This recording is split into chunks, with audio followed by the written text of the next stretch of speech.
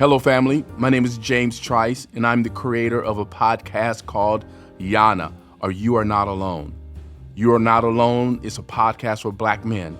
It is more than just a podcast. It's a lifeline and a brotherhood. We're here to create a supportive, judgment-free space where Black men can have real, open conversations about what truly matters to us, from family and relationships to community, sports, culture, politics, faith, sex, race, education, and the challenges of everyday life. We dive deep into it all. Whether you're looking for advice, motivation, prayer, or just a comfort of knowing you're not walking this journey alone. YANA is here for you. This is your space to connect, grow, and be heard, because none of us are meant to do life alone. Look for new episodes weekly wherever you get your podcasts. And look for me on Instagram at jbtrice123. Welcome to YANA.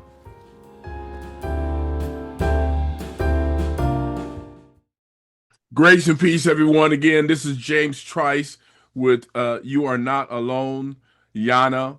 Again, a place for Black men to talk uncensored in a judgment-free environment about the issues that matter most to us. And again, I welcome you to YANA, You Are Not Alone. We have, again, part 4 of our conversation with Mujasi, Brother Mujasi. And we want to just dive right into it. We've been having robust conversation. Those of you who've been listening or watching from the first episode, this is now the fourth episode. I thought it was really, really important for us, critically important for us to really talk about Black men and who we are and our essence and, our place in society, our place in the world, how God has formed us and how we are distinctly different from this Eurocentric model of what manhood is and what family is. And so we've been talking a lot about that. So thank you of those of you who've been following and been watching and listening for the last few episodes. So we're going to dive right in to this. Thank you, Brother Mujasi, for joining us Thank you. again. Anything you want to say before we dive deep into the conversation?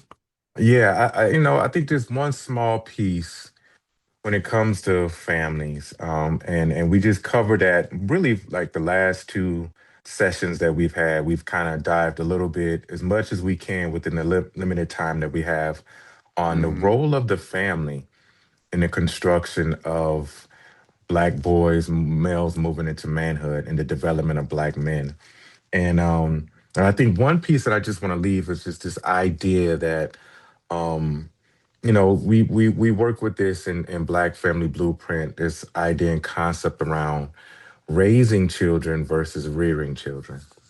And I'm quoting from an article that I read by Mary Evans, where she talks about that the difference between raising and rearing is that raising is really providing, in terms of the family function, to our children, that raising children is really, if we want to play with these conceptual terms and use this in a dichotomous way, raising is just providing the basic essentials for a child, food, shelter, warmth, and basic care. But rearing children is a thoughtful process. It's the intentionality in how we care for our children and develop our children. And I think that can conceptualize for the most part idea of what families, Black families' role and our responsibility in the construction of Black womanhood and Black men is that it's not just raising them into Black men, it's rearing them into it. It's intentional. That you see the ultimate goal in mind. That you have tasks that you want to train in and build and socialize around that child, around that young male. That you're working with them on their development on various different stages that they move through, and your continued commitment in that process of seeing their man of construction. And so, essentially, I just wanted to create a capsule and summate that whole piece on why families are important for the construction of Black manhood. Well, thank you for that. Let me then ask you, then what then um, is the role that we as black men should play in the construction of our family. The women, our female family members, right? Mother, daughters, aunties, Hmm. nieces, grandmothers. What role as do we as black men play in their continued development as well? Mm. In terms of the women in our life, the mothers, Yes, aunties, yeah, yes, I think we play an essential role. And you can make the argument for the inverse as well, too. It's not even an argument. It's a true statement that right, black women play an essential, critical role in the construction of black manhood. But black fathers, black uncles, grandfathers, brothers, we are essential in the development of young women and their growth. Um, for the most part, we have a critically important role in modeling. If we can get to that part in our journey where we're practicing manhood in a very socially responsive way, is that we're going to model to them what it means to be men. And so they'll see and have a good idea, conceptualization in their life on a young woman will be able to see, a young girl will be able to see, this is what a man conducts himself like. This is his responsibility towards his family. This is what he does in his everyday task. Now, as a father and as maybe as a grandfather, we're important in terms of being able to help shape what they understood when manhood. And so these young girls know how to interact with boys, interact with men, and to know the difference. right, PPs to know the difference, what to look for. What is the character? How do we make sure our young girls, as they're developing into their womanhood and conceptualizing their femininity, they know how to look and examine and evaluate the character of a young male to determine whether or not he's in practice of manhood or if he's just still oscillating in a pendulum of boyhood. So I think there's a piece that we play in that, and and so one of the key things that I'm excited to talk about today is women's role in the yes, construction of young boys, because there's a school of thought out there, and I'm not into debating with them on this because for one, I don't think they can make an argument, but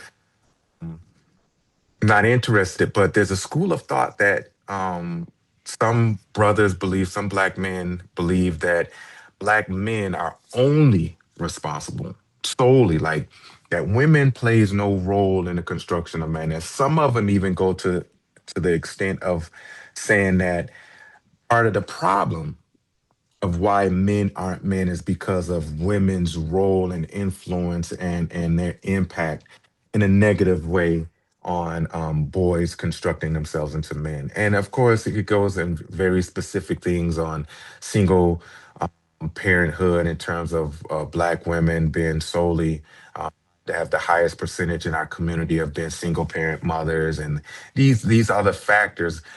Yet, instead of looking at the deconstruction of our community and the plight that we experience in our conditions, they will cast this blame on black women as if they are socially responsible for the pathologies of why we don't have men in our community. And it's an erroneous perspective, and I challenge that on any grounds, whether we want to talk statistics, or whether we want to talk health, whether we want to talk family development, any perspective, psychology, any perspective we come from, that there's no grounds to blaming black women on why we have a struggling definition of manhood and men being able to achieve the aptitude of that definition. But what's critically important is understanding that Black women and Black men co create the vitality of our nationhood, and we have a symbiotic existence with each other, meaning like you can't have Black men without Black. You just can't. hmm You can't. Part of the Black man being able to mature and actualize who he is going to be in relation and tangibly connected to Black women in his life. That's the only way he's going to know if he's meeting the mark and achieving the tasks is black women and black children and the community. But one of the key variables is black women. But in order to have that, to go deeper, you can't, as a black man, you can't know how to conduct, interact, support, collaborate, co-parent, partner, and ally with Black women unless you are involved with healthy Black women in your life, in your socialization. So Mm, that means that the Black mother, the Black auntie, the Black grandmother plays a critically important part in the socialization of that Black male as he matures into the developmental stages of manhood. She plays a critically important part.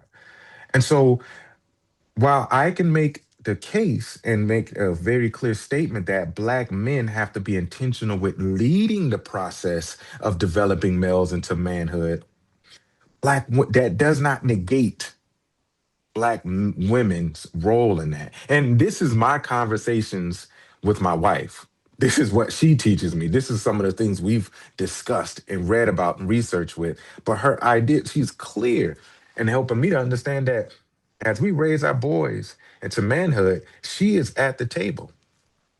She follows. She definitely understands that I'm intentional with the leadership on this. She values the fact that I've been in my journey of manhood and that there's a unique, innate experience of my process that's going to inform the intentionality of me developing these young males into men. But critically important, she's like, I still have a voice in that, still have a role in that, that I still have an interactive piece in that. That in order for them to know how to treat and conduct themselves with young Black women in their life, they need to know this from their mother. They need to know what a woman is. They need to know what characters look for. They need to know how to respectively treat and talk to and interact on a relationship, intimate level with a young woman. And so, if we think about Black manhood connected and interdependent with Black womanhood for the survival and development of our people, for the thriving of our people, then we know that Black women plays a critically essential space in the construction of Black men. And that goes to mothers nurturing and guiding and modeling and supporting and advising Black males, to grandmothers being able to have that space of being able to utilize and support and encourage the task development of young males into manhood, to aunties being able to reaffirm and to support and venerate the young males moving into manhood at the same time, and being a part of that process of accountability development for that young male moving into manhood. So Black women play a critically important part, and they help to inform the definition. Now, while Black men, we need to, like Kevin Powell says in his book, what is this book called? The Handbook for Black Males. You know, mm. he talks about the role of the Black man, the need for a Black manhood definition, and the critically important of how we define that and how we support kind of like a universal idea of manhood. Black women has to inform that process because we're talking about manhood being constructed to respond to the necessities of a people. And if you're thinking about a peoplehood in a nation, you're thinking about the women as well too. So that means that the women has to inform also and have some constructive development of this universal concept, what it means to be Black men. So we're able to lay it out the fact that the black woman is essential to Mm-hmm. the creation and development and construction of black men. So black Mm-hmm. boys growing into men. Mm-hmm. How, what does that look like? What does it look Mm-hmm. like? What are some of the things that a black woman uh, must do or should do in helping to raise and strong and healthy black Mm-hmm. men? So we know as black men what we need to tell our I know what I told my son before he passed, how to how to treat a woman, and how to take care of his business and the work, right? Have a good work ethic, how to have good hygiene, right? Take care of himself, Hmm. wash your butt, right? And that kind of Hmm. thing. Show him how to do that stuff, right? What happens when you're having wet dreams, right? Yeah. Let's talk about that, right? Because it's going to Hmm. happen. And so we know how what we should say. What should women say and do, particularly women who are raising black boys essentially by themselves? What I mean by themselves, Hmm. there's not another black man in the home, right? But there may be other black men like a pastor or a youth director or a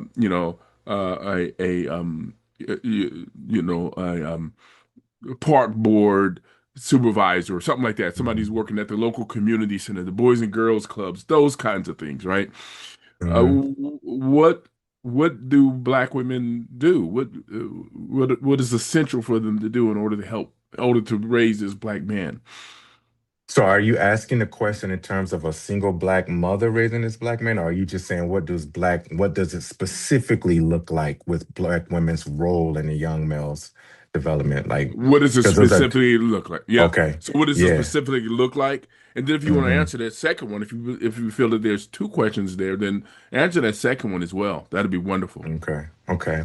And so, you know, I'm gonna say that there's some signs, kind of like maybe some gender roles in this, but it doesn't Hmm. have to be. And and I don't want to, because some of these gender pieces are very socially constructed. Black women, um, early on in a child's life, are one of the caring beings that the child is first going to develop their interdependent trust with, whether it's a young girl or young boy, but with males in particular, that bonding experience with their mother and hopefully their father too allows for the child to be able to regulate, to be able to have balance, to be able to have integrated connections between their mind, spirit, and emotional pieces. And so being able, that mother attending to the child's needs and communicating to that child on various different ways and demonstrating and interacting as a healthy individual in that child's life is again, we talked about this other sessions, is a critical establishment of a foundation for that child's neurological development, let alone social emotional development as well too. But as the child gets older and begins to move into identity formation and constructing these messages and scripts and schemas of what it means to be a young boy to a young man, now we're moving into mother's role and being able to help to kind of enforce some of their gender ideas and constructions that the family agree upon and that community agrees upon, and to be able to model and reinforce those messages in their interactions. So it goes into how they have conversations around the scripts of manhood, particularly around interacting with young girls, like helping them to understand like how this is how you language your talks and conversations with a young girl. This is how you understand what a good ethically based young girl is, a spiritually based young girl or one young woman is.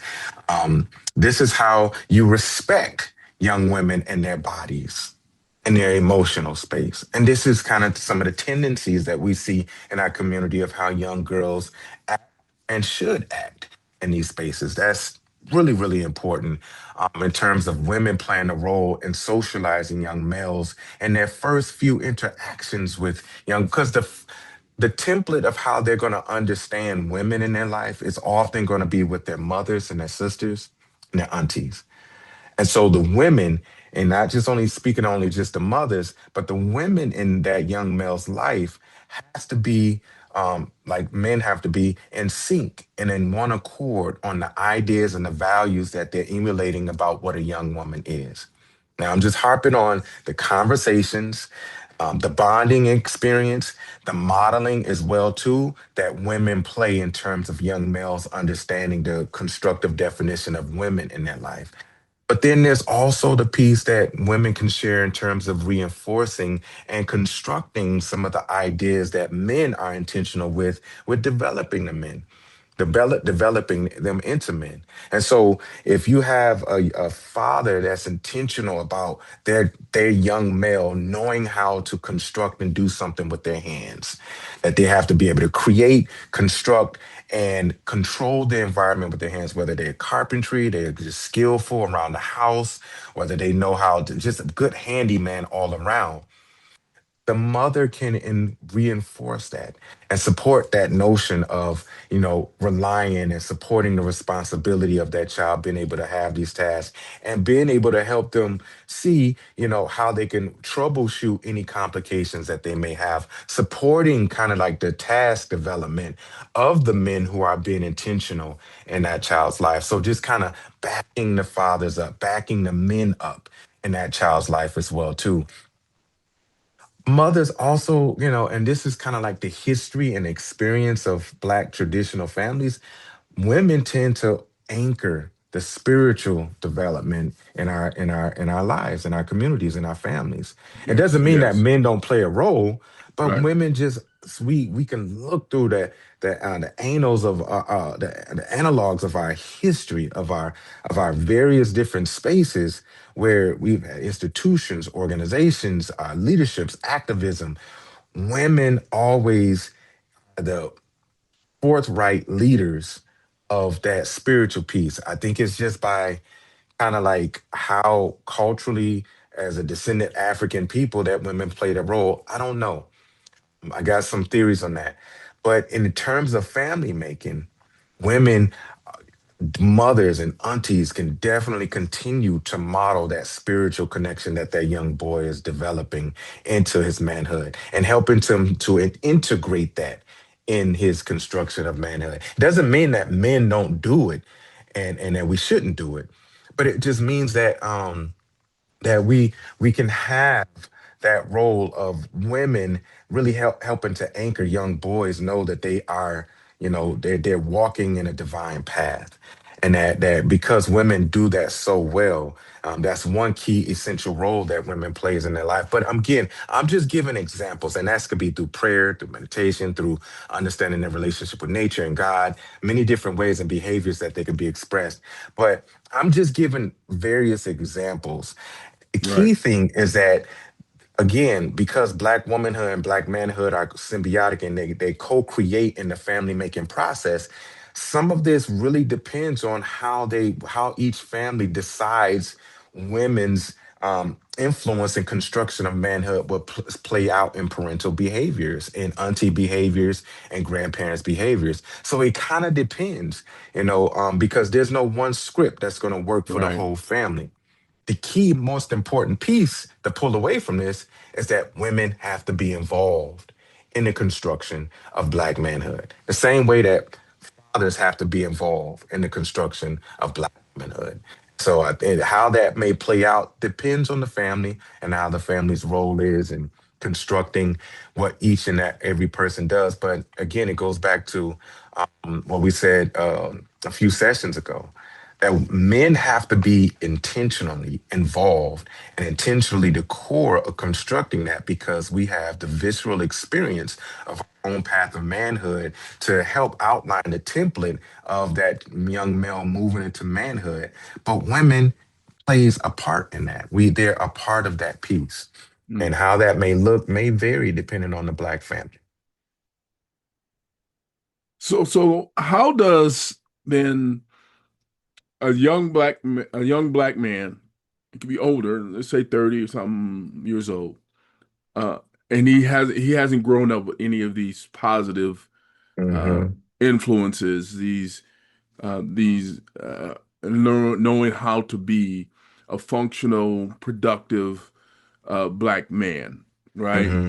Non-abusive, you know what I mean? The black men that we want, the ideal black man, man, period.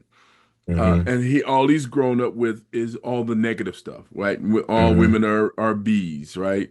You have to, you have to put them in their place. You have to slap them down, and you know, learning don't cry. You're a punk if Mhm. you cry. Those kinds of things. Growing up learning that. You gotta get your hustle on. I'm bad, and I can't let nobody punk me. And somebody get in my face is Mhm. on, right? All of these things that go for bad kind of attitude. Um, a black man who's grown up with all of that all of his life. How does he change that around? How does he unlearn all the negative things about being a Mhm. man? How do they unlearn in their older ages? I think that's the question I'm getting Ooh, at. yeah. That's a deep and more complex examination, and it really depends on the person. Again, we talked about this previously that he can't unlearn all of that himself.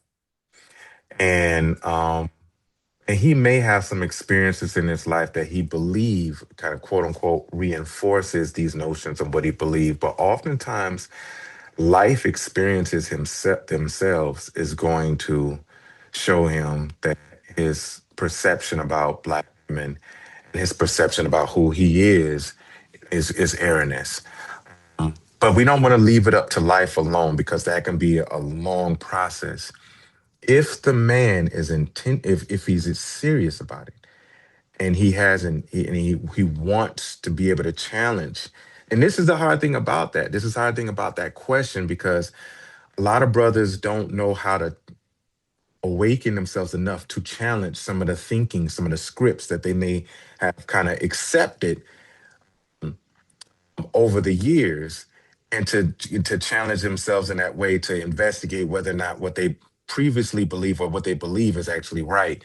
But if you just so happen to have that one brother on that journey, then it becomes a process of how do you put yourself in spaces with other men who can reinforce a new paradigm of what you understand with manhood. And that's important. And you can't do it by yourself. How do you interact with women and other people in the community that's going to reconstruct and challenge some of your previous conceived ideas on what women are? And how do you see that? How do you take these new experiences and these new interactions and be able to challenge what you already know and reconceive what you're thinking? And it depends on the process of where they're doing that at. Some brothers actually do this, and they do it at the church. Some brothers Mm, actually do it, and they do it at the mosque. Some brothers get involved with some business enterprise or a business cooperative or something like that, and they start interacting with brothers and sisters on a business level that makes them challenge some of their pieces. But a lot of this work is a deep, deep internal shift and change, and that's not an easy undergoing thing. One of the key things that will be important to note is that if a brother is in that space and he's realizing that there's interactions in his life that's stressing him, depressing him, robbing him of his health and resource, and he doesn't feel like he has any sense of internal locus of control as he interact with all of these different people in his life, then it's a hmm good space to start at some therapy and start at some spaces of therapeutic development where you can investigate what is going on in your life where you find yourself gravitating to these same cycle of patterns and habits with these people in your life. And how is it that you're viewing these people and these individuals in your life in a way that may be challenging to your well-being and who you are? And hopefully in that space, therapeutically, that they'll be able to investigate like some of the things that I grew up with and just believed. I may have to challenge that because I keep interacting with this and these people in this way. And this might not necessarily be the people, even though they might have their own issues. But what is it about me that I keep finding myself in these situations? And right, so, you know, but I think going back, it starts with, if the brother is serious enough about recognizing that he may have some ideas and scripts that may have gotten him to a point in his life where he's just not well and the people he's right. interacting with are not well. And I think when that desire and passion and fervor sets in, it pushes us to try to find a new space, new relationships, new people to reconstruct some of these ideas. And I think once you got a brother in that journey, then really a lot of spaces will work, whether we're talking about therapy, religious Right. institution, or a brotherhood group or something like that. A lot of spaces will work to really help brothers move their stage of development into that as a manhood. Right. Right. You said something interesting a second ago about the environment or the people that are around him. Mm. Um, what do you think about this idea that the people you associate with reflect who you are? So Mm. when you look at your four or five buddies, the things that they do the most, how they carry themselves, how they show up in the world reflects you. What do you think about that Mhm. idea? I think there's a lot of truth to that. I think there's a lot of truth. I think because, especially brothers, we're so complex that, all of us, if you got five brothers in a circle, 25% of who we are is reflected on why we're in that circle, and so that other 75% may not always rear itself, you might have some brothers who was around, five other brothers, like you said earlier, four, if you got four broke brothers in a space and you get the fifth one coming out, he more than likely going to be broke. Well, in that space, you may find out that they all five are broke, but one of them is a starving artist and he's phenomenal with it. But he may not know, the other brothers may not even know that he got skills like that and talent.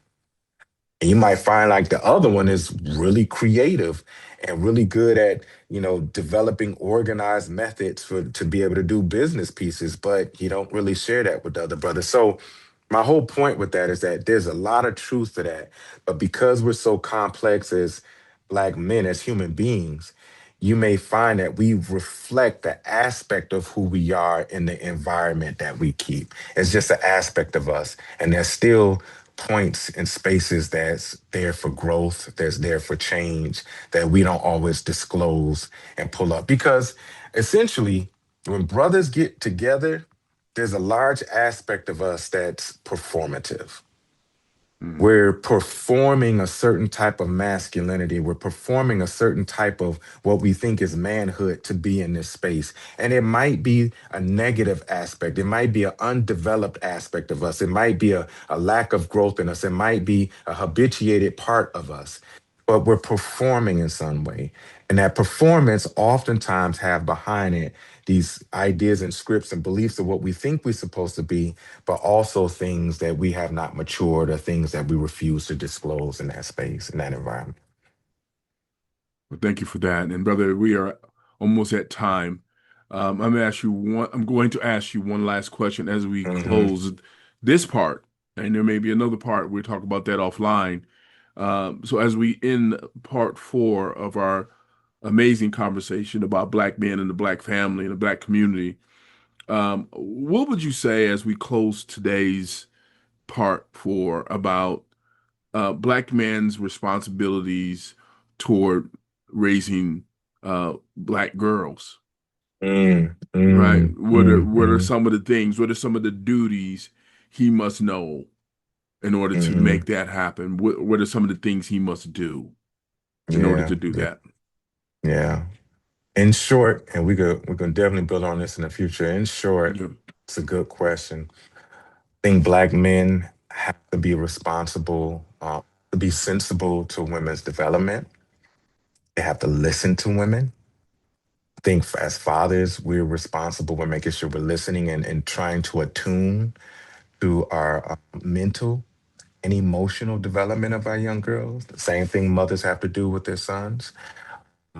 I think black fathers have to know that in practice, how we show up becomes a very critically important template to how women see and understand men in their life. And that same is the inverse as well, too. At least it shapes the aspect of certain ideas of what that young girl may Hmm. develop. I think it's important that fathers and uncles know how to have some level of vulnerability with the women in their life, and that means emotional and spiritual vulnerability, so they can see that we're not callous, and we don't have to genuflect to this social idea of being callous men that can't feel nothing, that we need to have space of feeling too. And I think one of the most important things that fathers play a role in a young girl's life and developing young women is learning how to collaborate, to be in complementarity with young women and developing them. And so that means working together interactively. At a certain point, fathers have to work with their daughters and not feel like they always have to protect their daughters. We have to protect, but we have to protect the whole family. So it's not just daughters alone. We have to protect the whole families. But women can also we can also rear, and we've seen many examples of this in our community, rear our daughters to where they become an interactive and complementary voice in our families, where we're putting in positions of protecting, putting in positions of providing, putting in positions of having strong advocacy in the family and the community. So that way, we're not putting them there, but we're collaborating with them to where we're developing that in them. So that way, as a father, and I'm just speaking the dyadic relationship between a father and a daughter. Now, it's different when you're talking about brother, auntie, and all of that stuff. But as a father to a daughter, there's some things that we have to do to support an interactive development with our daughters where we're working in complementary with them. So that way they know that they have an equitable voice in the family with men. We're not pushing this, and this is my perspective, we're not pushing this so aggressive patriarchal idea, but we're looking at a complementarity principle and idea of how we raise family and how we do community and how we build forth this nation. And fathers play an essential role in making sure that daughters understand that their voice are critically important and supporting that and input in the direction of our peoplehood. So in Well, short, thank you. I could go in details, but I I'll try know, to right? summarize as much as possible. Well, you know, let's do a part five if you're interested in doing it. Absolutely. Right. Yes. And let's dive Absolutely. deeper into that last question. And there's a few other questions that we need to talk about. I mean, I think what's the role of the black man in raising a Hmm. healthy black girls into black women. Yeah. And we want to dive deeper into that. Thank you again. And until next Thank time, you. part five, man. Uh, uh, Thank you all for joining this episode, part four of my conversation with Brother Mujasi. And until next time, you all, thank you again. Blessings to you. And remember, you're never meant to do life alone. Grace and peace. YANA is here for you. This is your space to connect, grow, and be heard because none of us are meant to do life alone.